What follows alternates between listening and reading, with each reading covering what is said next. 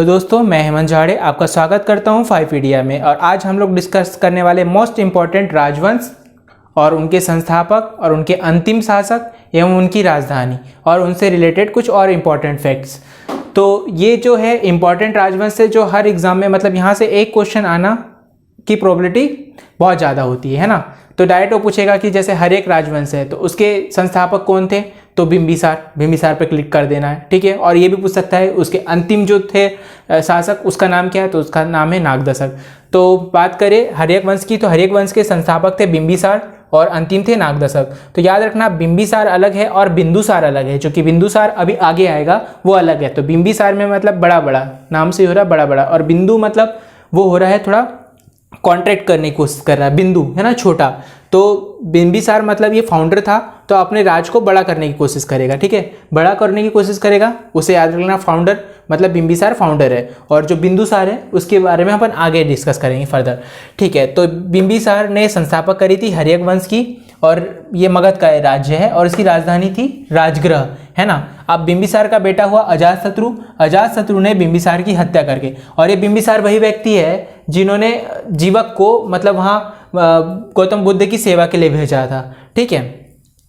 तो अजातशत्रु बिंबिसार का पुत्र हुए और उन्होंने बिंबिसार की हत्या करके खुद राजगद्दी में बैठे। सिमिलरली अजातशत्रु की हत्या उनके पुत्र उदयन ने करी और उदयन जी गद्दी पे बैठे। उसके बाद नागदशक उदयन के बेटे हुए, नागदशक ने उदयन की हत्या करी और स्वयं गद्दी पे बैठ गए। तो इनके फैमिली में यही कल्चर जारी रहा।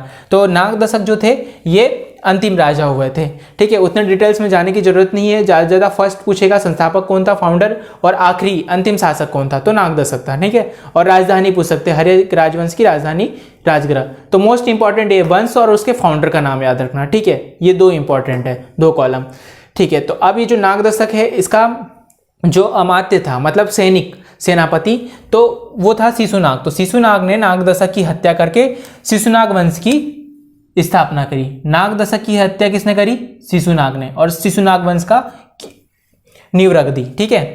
और इनका शिशुनाग वंश का अंतिम जो राजा शासक हुआ करता था वो नंदीवर्मन था। इन लोगों ने अपनी राजधानी को वैशाली में स्थापित करी, ठीक है।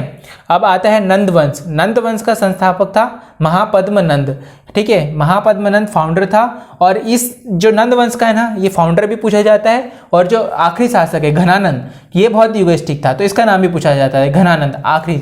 और इन्होंने अपनी राजधानी कहाँ पर बनाई थी, पाटलिपुत्र में बनाई थी। तो जो घनानंद थे वो सिकंदर के समकालीन थे, ठीक है। सिकंदर और अपने मकदुनिया का शासक था सिकंदर, अपने मतलब भारत देश के राजा पोरसेस की लड़ाई हुई थी, है ना, हाइपेडिस की लड़ाई हुई थी झेलम नदी के किनारे, है ना, ठीक है।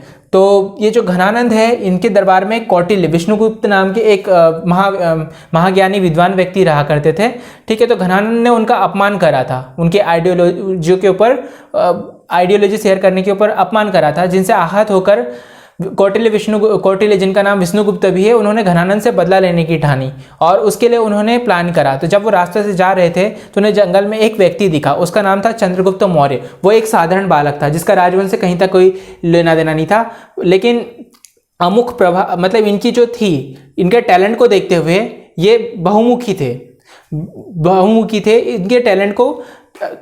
इनके टैलेंट को कौटिल्य और विष्णुगुप्त जी ने पहचाना। उन्हें लगा कि इस बालक में वो खूबी है जो वो चाहते हैं, लीडरशिप की क्वालिटी है और बहुत सी क्वालिटी है, अगर इसके ऊपर ध्यान दिया जाए तो ये आगे चल करके बहुत कुछ गेन कर सकता है। तो इसके ऊपर कौटिल्य विष्णुगुप्त ने इसे अपना चंद्रगुप्त मौर्य को अपना शिष्य बनाया और इसके ऊपर मेहनत करी, और जितना सोचा था उससे ज़्यादा रिजल्ट चंद्रगुप्त मौर्य जी ने दिया। तो मौर्य वंश का फाउंडर हुआ चंद्रगुप्त मौर्य। इन्होंने जो विद्या कौटिल्य जी ने सिखाई थी, ठीक है, उस विद्या पे चलकर घनानंद से युद्ध करा और घनानंद को हरा करके मौर्य वंश की नींव रखी। तो इस प्रकार घनानंद नंद वंश का अंतिम शासक था, और नंद वंश का अंत होते ही मौर्य वंश का उदय हो जाता है ना, और चंद्रगुप्त मौर्य इसके फाउंडर रहेंगे, ठीक है। एक साधारण बालक से एक बहुमुखी टैलेंटेड व्यक्ति बनने की इनकी कहानी है, ठीक है। इन्होंने अपनी लाइफ में बहुत कुछ काम करे, तो इनका नाम याद रखना जरूरी है, चंद्रगुप्त मौर्य, ठीक है। फिर इसके जो मौर्य वंश का अंतिम शासक होगा वो वृहदत्त था, है ना, और इनकी राजधानी पाटलिपुत्र थी।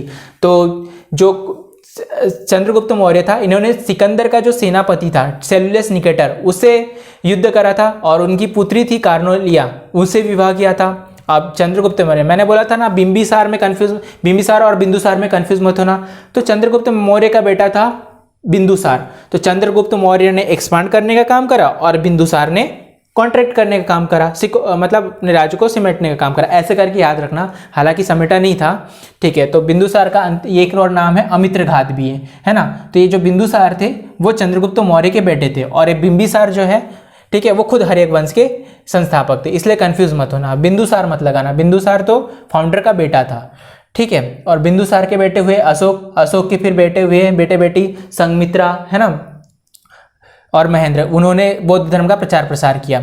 चलिए आगे बढ़ते हैं और डिस्कस करते हैं सुंग वंश के बारे में, ठीक है। तो सुंग वंश की स्थापना करी थी पुष्यमित्र सुंग ने। पुष्यमित्र सुंग कौन था, ठीक है, ये बृहद्रथ का सेनापति था।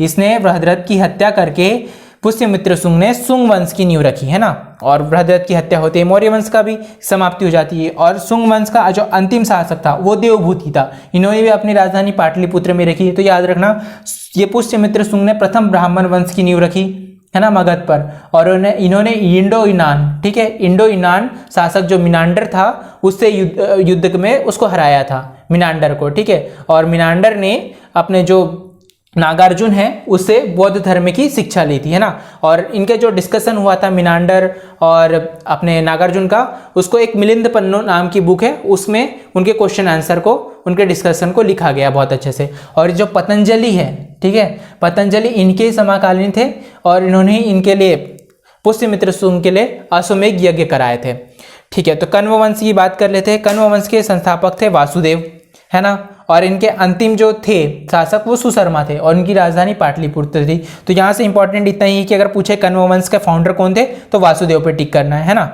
सातवाहन, तो सातवाहन को ही आंध्र वंश के नाम से जानते हैं ना, आंध्र वंश के नाम से जानते हैं, ठीक है।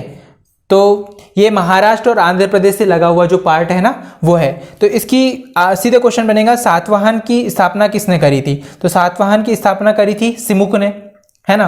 और इसके जो अंतिम जो शासक हुए वो पुलुमवी फोर्थ थे। पुलुमवी फोर्थ ये इतना इंपॉर्टेंट नहीं है, लेकिन फाउंडर का नाम पूछेगा सातवाहन का। तो याद रख लेना, सातवाहन स से स्टार्ट हो रहा है और सिमुक भी स से स्टार्ट हो रहा है। तो सातवाहन का सिमुक, ठीक है।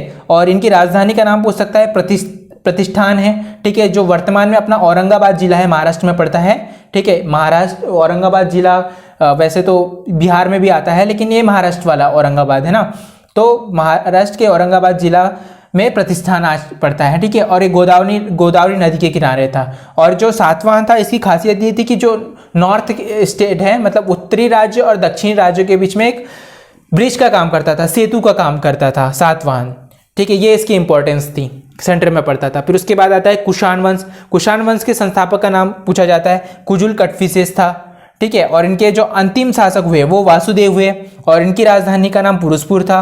और कुषाण वंश की बात करें तो इसके सबसे जो प्रतापी शासक हुए वो कनिष्क थे। कनिष्क ने ही शक संवत चलाया था, जो आज भारत की गवर्नमेंट जो संवत का यूज करती है वो शक संवत है ना। और ये जो रेशम का मार्ग बहुत फेमस है, रेशम का मार्ग, उसकी स्थापना भी कनिष्क ने कराया, जो कि कुषाण वंश से संबंधित है। तो पूछ सकता है कि कनिष्क किस वंश से संबंधित है, तो कनिष्क कुषाण वंश से संबंधित है, ठीक है। तो यदि सब कुछ भूल जाओ तो भूल जाओ, लेकिन ये वंश और उसके फाउंडर का नाम नहीं भूलना, ठीक है। बाकी सब एडिशनल है, ठीक है। Thank you.